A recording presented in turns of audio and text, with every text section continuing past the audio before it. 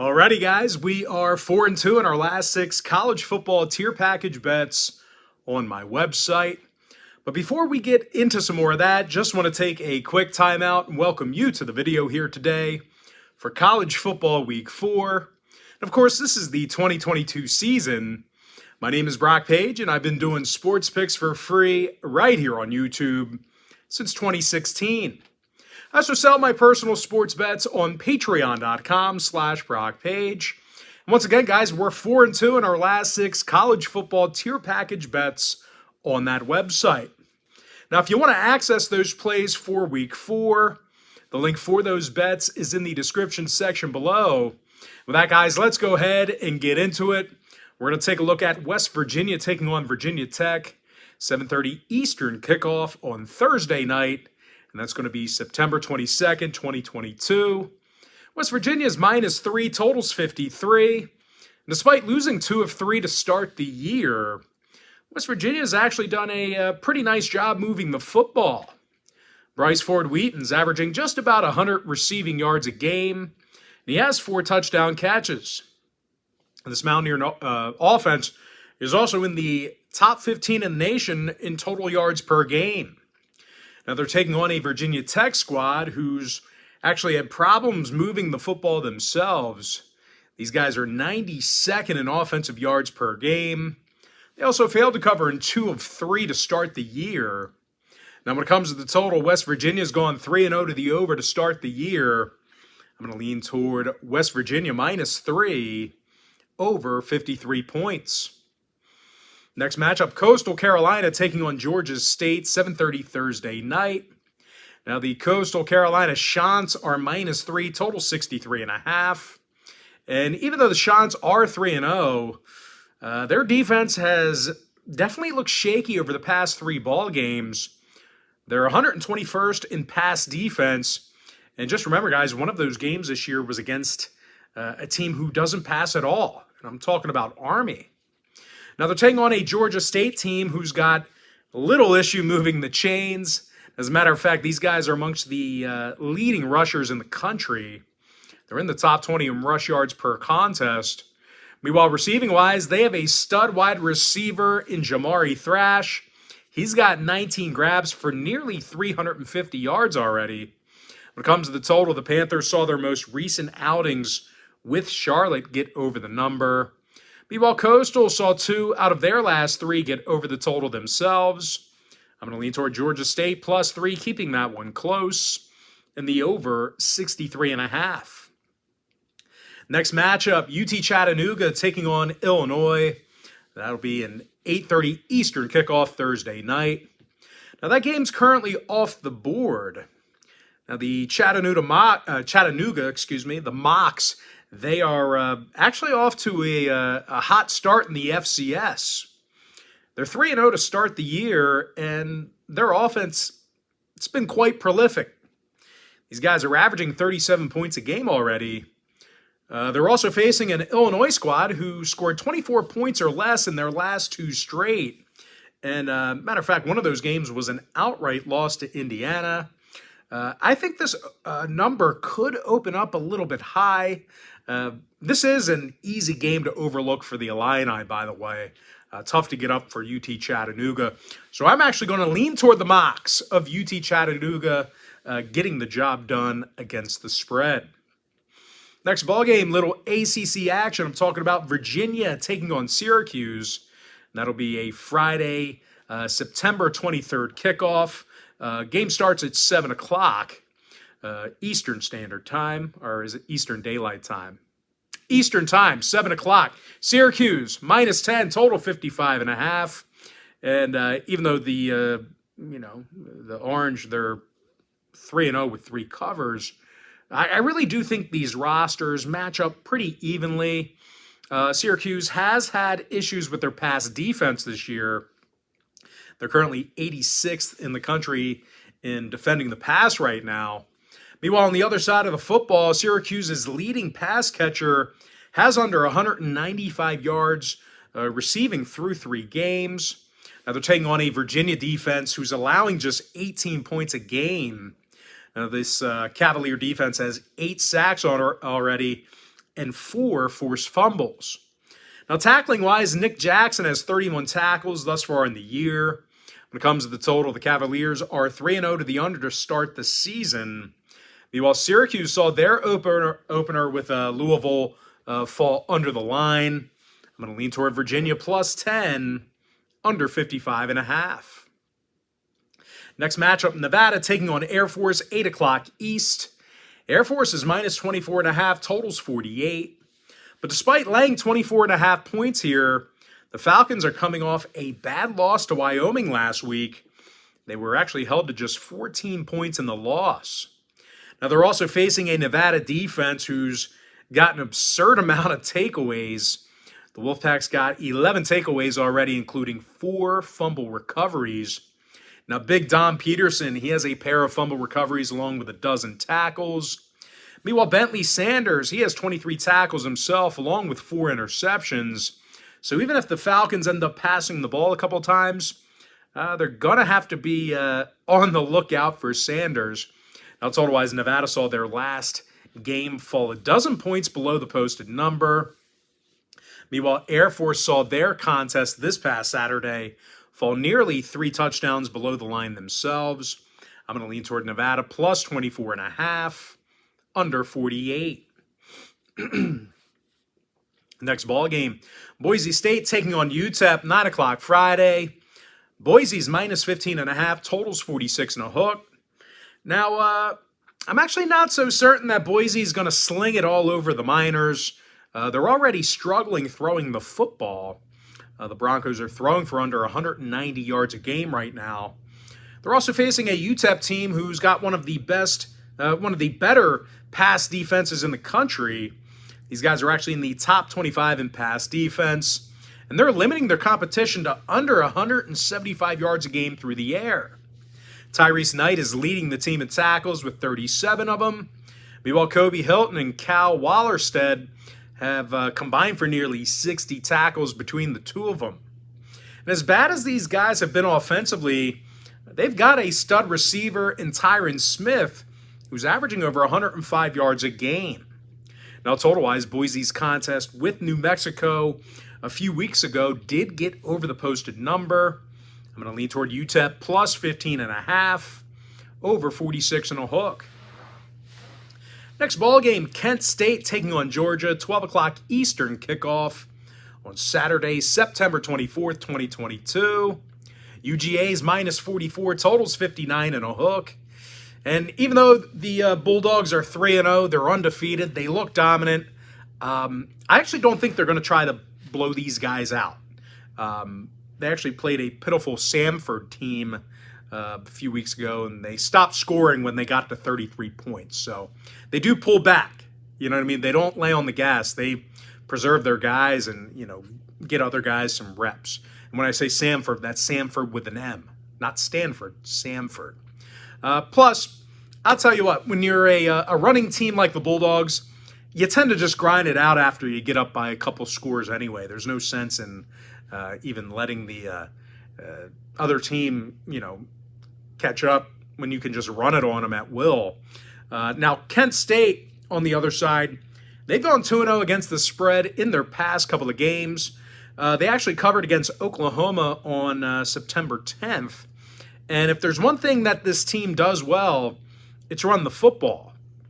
These guys are in the top 25 in rush yards per game, and they're averaging just about 5 yards per rush. Now, total-wise, the Golden Flashes did see that cover against Oklahoma fall 37 points below the posted number. Meanwhile, Georgia's 3-0 to the under to start the year. No real surprise there. They play a lot of defense. I'm going to lean toward Kent State plus 44, keeping that one close, and the under 59 and a hook.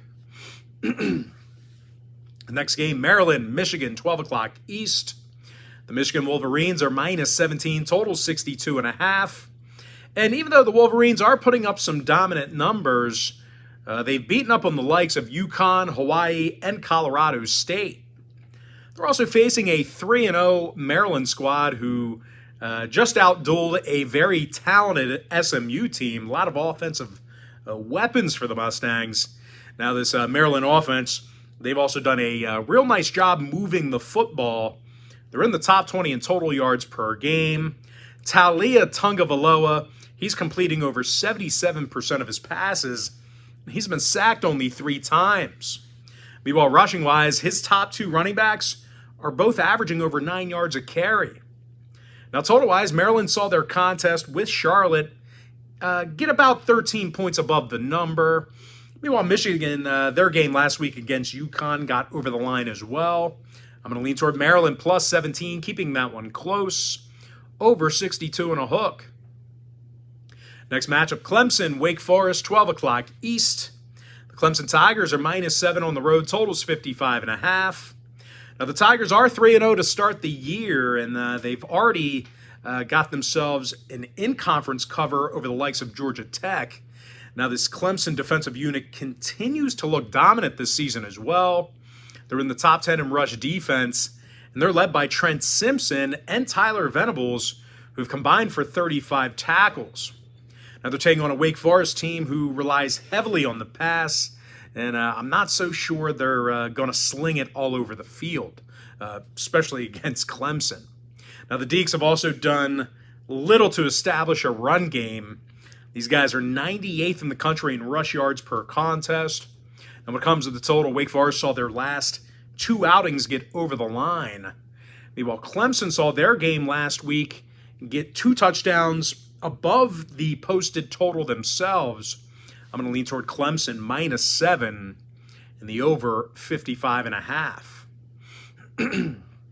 All right, next ball game, it is going to be Central Michigan taking on Penn State, 12 o'clock Eastern kickoff. Penn State's -26.5, total 60 and a hook. Now, the Nittany Lions are looking like a real contender here. They embarrassed Auburn on their home field, 41-12. This defense has also done a real nice job stopping the run. They're allowing just 97 yards a game on the ground. But believe it or not, guys, it's actually this Penn State offense who's been very effective in moving it down the field. I know a lot of people, they want Drew Aller, but I'll tell you what, you got a good one in Sean Clifford right now. And grass is always greener on the other side. I know Aller's going to be great, but don't count out Clifford. He's doing a great job right now. The Nittany Lions, they're averaging 41 points a game, and they rank in the top 30 in yards per contest.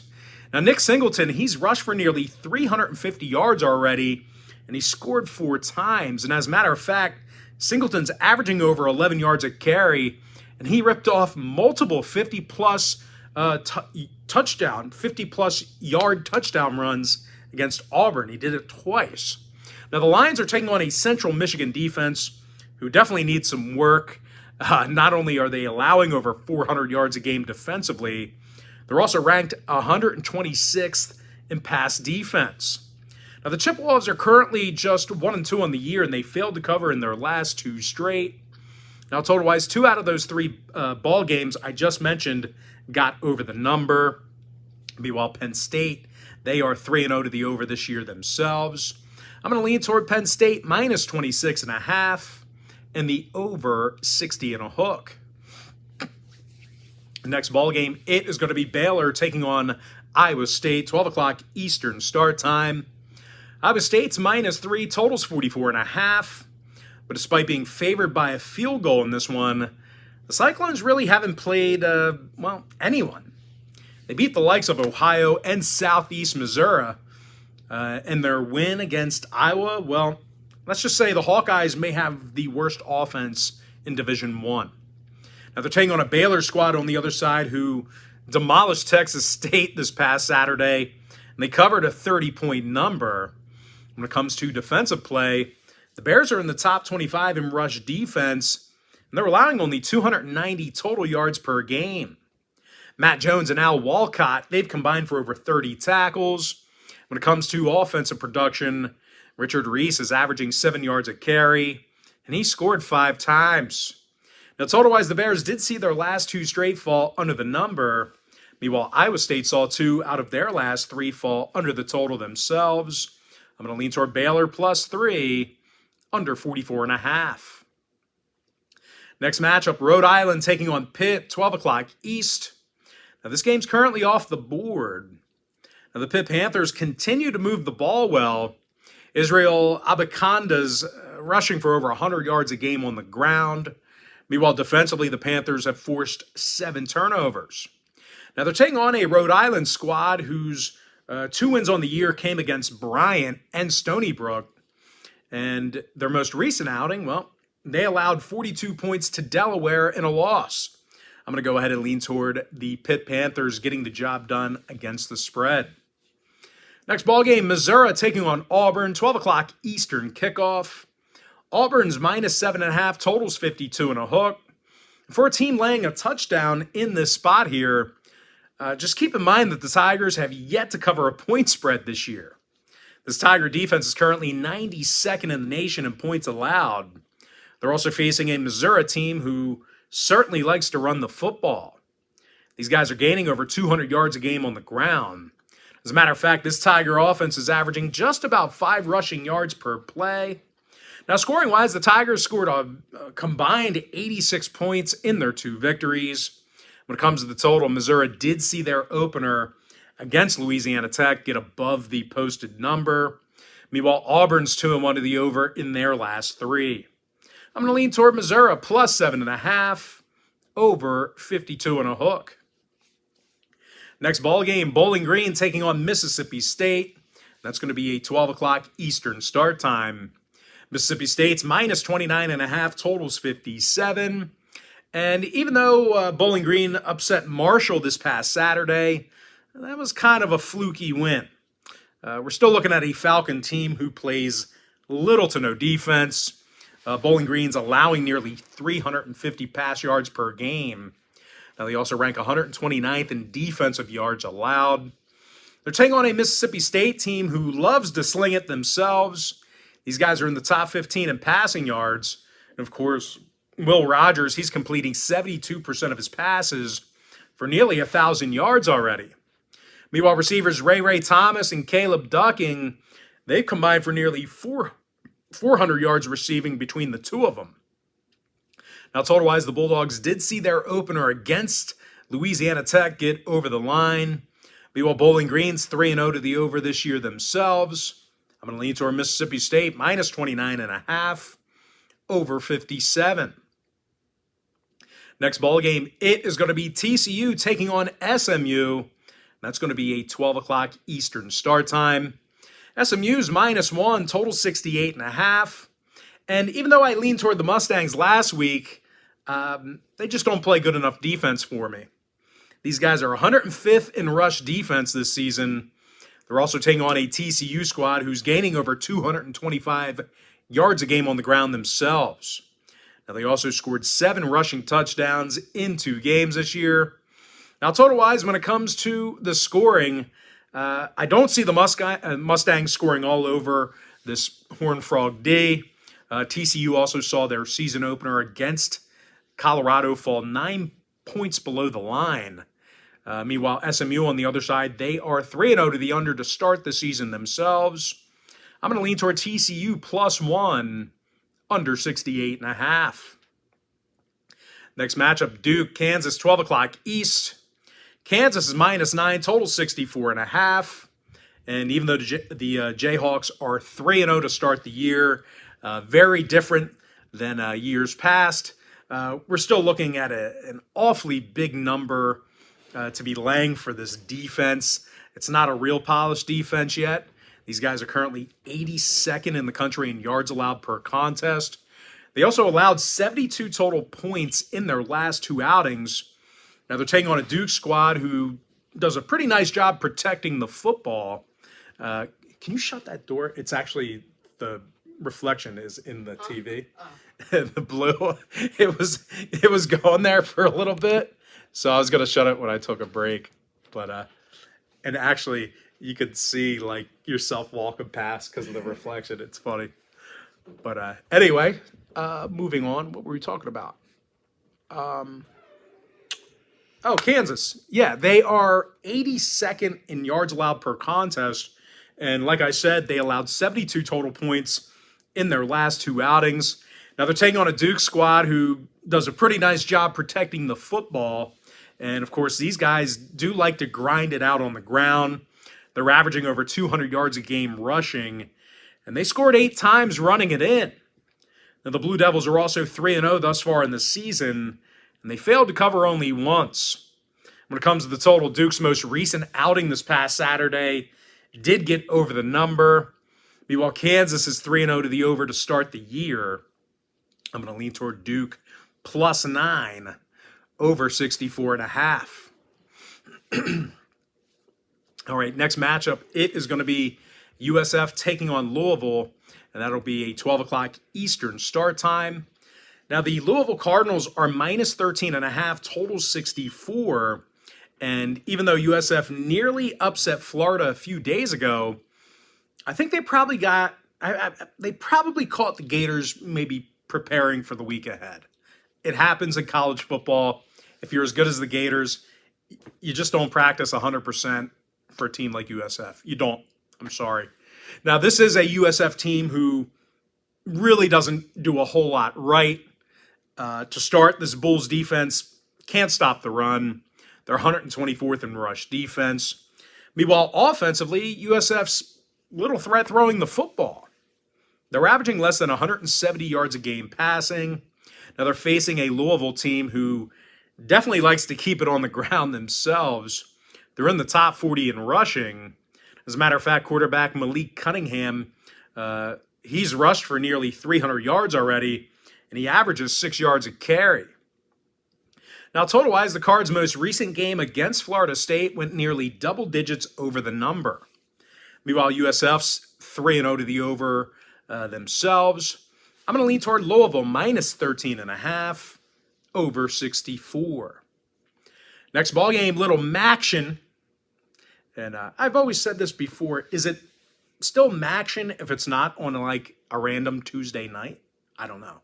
Anyway, MAC conference action. Buffalo, Eastern Michigan, 12 o'clock East.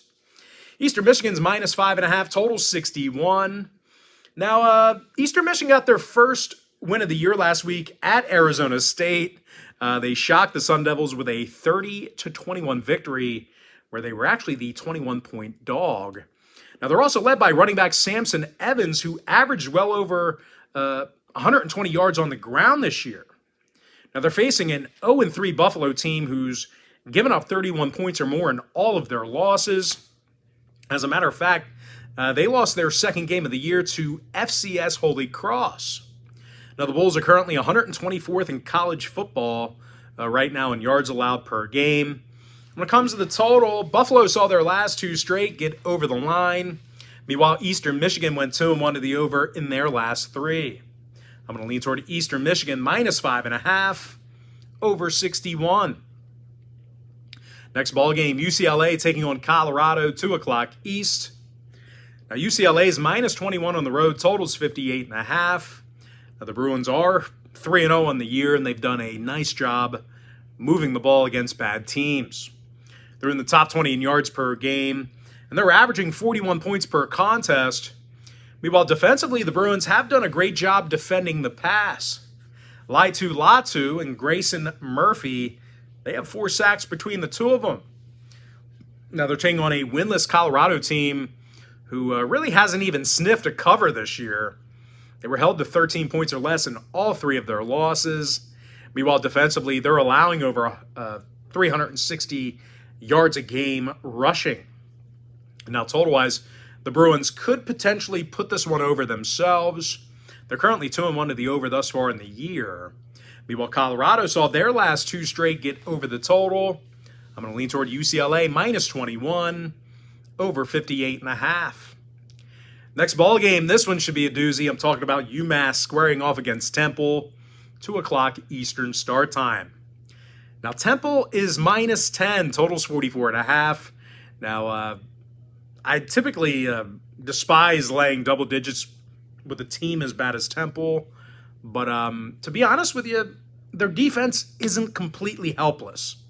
As a matter of fact, they're allowing only 270 total yards a game. They're in the top 20 in the nation in that category. I know that sounds crazy, but they do have some tough guys on D. Now, Leighton Jordan, he's 5th in the nation with 4.5 sacks. Meanwhile, Jordan McGee's got a team best 21 tackles. They're taking on a UMass offense who can't get a first down to save their lives. And as a matter of fact, these guys are throwing for less than 60 yards a game. Quarterback Gino Campiotti, he's completing only 48% of his passes, and he's thrown just one touchdown. I don't know how you keep a job like that. That's insane. They must have a really bad... Just run Wildcat every play at that point. Yikes. Meanwhile, the Minutemen's leading receiver has under 65 total yards through 3 games. Now, total-wise, UMass saw 2 out of their last 3 fall under the number. No real surprise there. Meanwhile, Temple's 2-1 to the under themselves. I'm going to lean toward Temple minus 10, under 44.5. Next game, Fordham, Ohio, 2 o'clock Eastern kickoff. Now, this game's currently off the board. And the Bobcats of Ohio, they've lost their last 2 straight. And they allowed 89 total points in those losses. They're also facing a Fordham team who's got one of the best offenses in the FCS right now. The undefeated Rams are averaging over 49 points a game through 3 contests. I think this number may open up a little bit too high come Saturday. Fordham can move the ball. I'm going to lean toward Fordham getting the job done against the spread. Next matchup, little SEC action. I'm talking about Florida taking on Tennessee. That's going to be a 3:30 Eastern start time. Now, the Tennessee Vols are minus 11, total 63. Now, I am looking for some big overreaction from the public after Saturday. The Gators nearly lost to USF on Saturday, and they actually lost by double digits the week before that to Kentucky. Having said that, though, we're still looking at a bunch of real good athletes on this Florida defense. They're also one of the better pass defenses in the game. The Gators are allowing less than 180 yards a game through the air. Trey Dean and Rashad Torrance, they have combined for over 50 tackles. Meanwhile, offensively, running back Montrell Johnson, he's gaining over 9.5 yards a carry. And if the Gators can muster up some kind of passing game here, the Vols could be in trouble.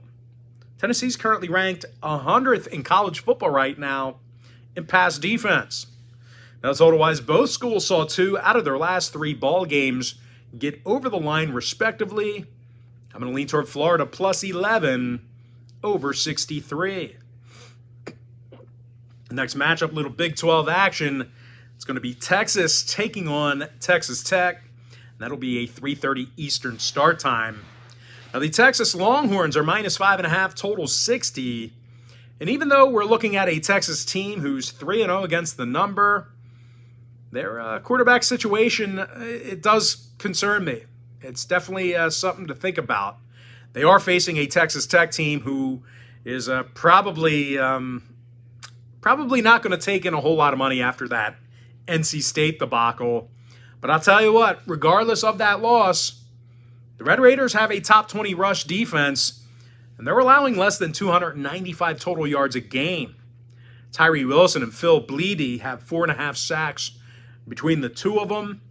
Meanwhile, offensively, the Red Raiders are in the top 5 in the country in passing yards per game. Now, total-wise, Texas Tech did see their most recent outing fall 15 points below the number. Meanwhile, the Longhorns of Texas on the other side, they saw 2 out of their last 3 fall under the line. I'm going to lean toward Texas Tech plus 5.5, under 60. The next ball game, it is going to be Middle Tennessee taking on the Miami Hurricanes, 3:30 p.m. East. Now, Miami's minus 26, totals 53.5. Now, Saturday's loss to Texas A&M, I think this is going to set this program back a little bit this year. Highly touted quarterback Tyler Van Dyke, he was relatively ineffective in putting up points. Now, they're also facing a Middle Tennessee team who allowed only 25 total points in their last 2 ball games. This Blue Raider D is also allowing under 105 yards a game on the ground. And the strength of this D has been their pass rush. The Raiders actually have a dozen sacks already through 3 games. When it comes to the total, I actually think this is going to be another struggle for Miami to move the football. Plus, their last 2 games both fell under the total. Meanwhile, Middle Tennessee saw 2 out of their last 3 fall under the line themselves. I'm going to lean toward Middle Tennessee plus 26, under 53.5. With that, guys, we're going to take our first time out of the video. I'm just going to take a break. Obviously, this is pre-recorded, so you can just go ahead and fast forward now. We've been doing these longer college football podcasts. So every 30 minutes, I take a couple-minute break just to rest the pipes and stretch out a little bit. So give me a couple minutes, guys. I'll be right back.